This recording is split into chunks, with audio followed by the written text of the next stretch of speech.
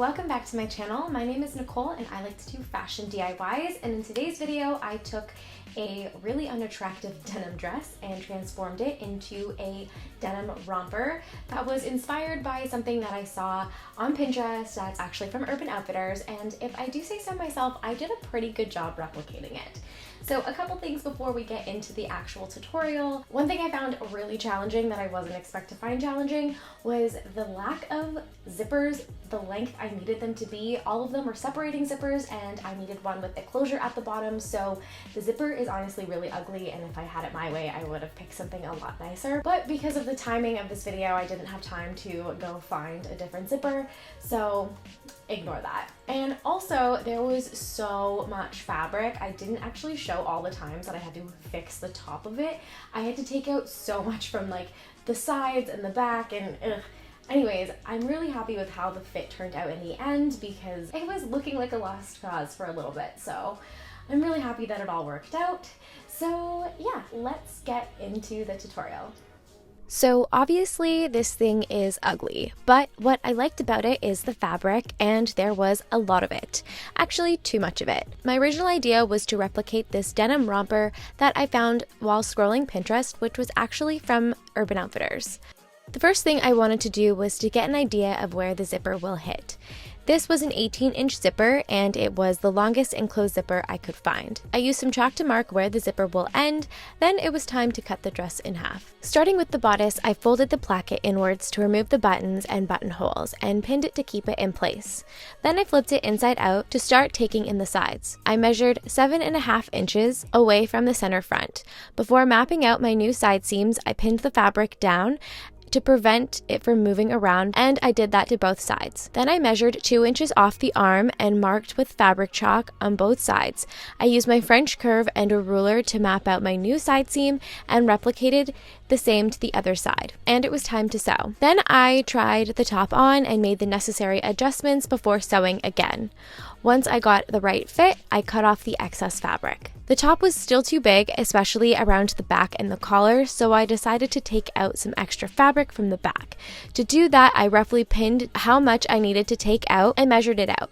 Then flipped the top inside out, marking 2.5 inches to the top and bottom before using my ruler and some chalk to mark my new seam, and I pinned it into place before sewing. Once I had sewn it, I tried it on and was happy with the fit.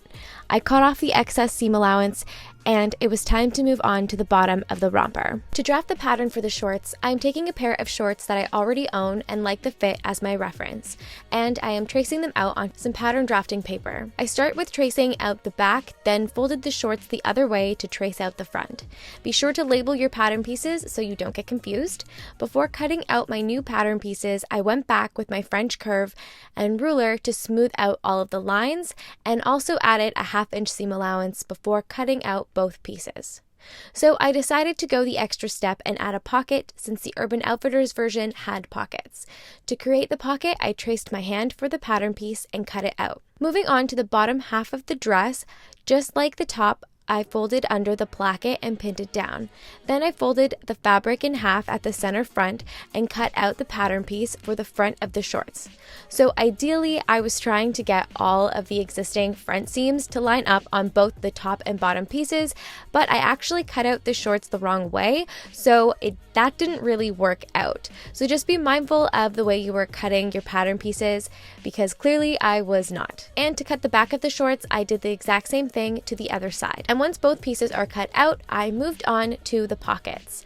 I just used some white fabric that I had laying around. The white does end up being visible when you wear it, but I was kind of into the look. I just cut out 4 pocket pieces in total. Okay, so this is where I realized I cut my shorts the wrong way, because the placket is now become the side seam, but that's okay, I made it work. To sew the shorts together, I placed both of the short fronts with right sides together and sewed along the curve, and repeated the same thing to the back of the shorts before sewing. Once the pieces were sewn, it was time to attach the pocket. Taking the front of the shorts, I pinned 1/2 of the pocket to each side and sewed. I repeated the same process to the back of the shorts. To ensure the pockets line up, I measured 1.5 inches below the waistline for all 4 sides. Then I pressed open the seam allowance and clipped the denim fabric up to the seam at each end for all 4 sides. And to attach the short front and the short back, pinning with right sides together and the pockets out, I sewed both sides together. To complete the short, I then stitched the crotch seam together, and this is what they look like so far.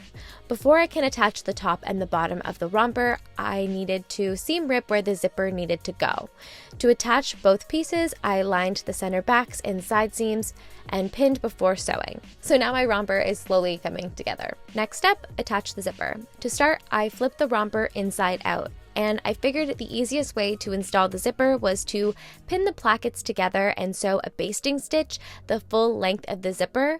Then I pressed open the seam before pinning the zipper into place and sewing. I have a full tutorial talking about how to install zippers, and I will link that because I pretty much skipped over the process in this video.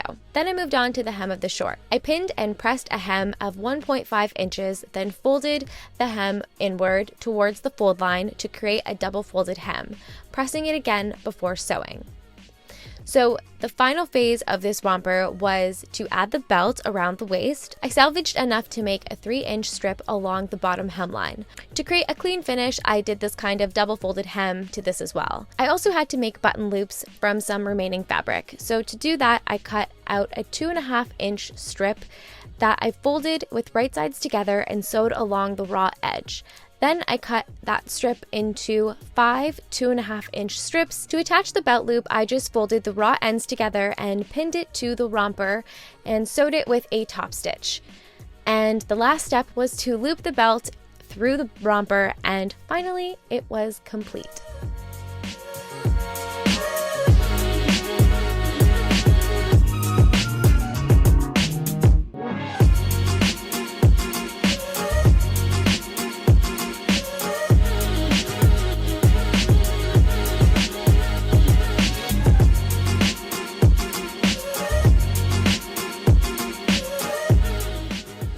So much for watching. If you would like to see more fashion DIYs and whatever else I get up to, please subscribe for more content and give this video a big thumbs up if you like what you saw. And I will see you in the next one. Bye!